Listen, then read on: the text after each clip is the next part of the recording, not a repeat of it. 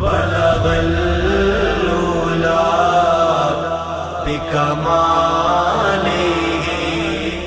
رسول اللہ صلی اللہ علیہ وسلم کسی کام کا حکم دیتے تو ایسا ہی کام ہوتا جس کے کرنے کی لوگوں میں طاقت ہوتی۔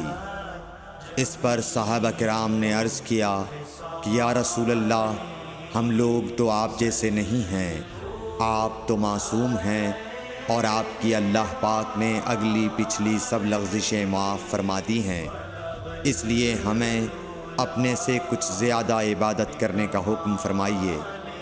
یہ سن کر آپ ناراض ہوئے، حتیٰ کہ خفگی آپ کے چہرہ مبارک سے ظاہر ہونے لگی۔ پھر فرمایا کہ بے شک میں تم سب سے زیادہ اللہ سے ڈرتا ہوں اور تم سب سے زیادہ اسے جانتا ہوں، پس تم مجھ سے بڑھ کر عبادت نہیں کر سکتے۔ صحیح بخاری حدیث نمبر 20۔ صلو علیہ وآلہ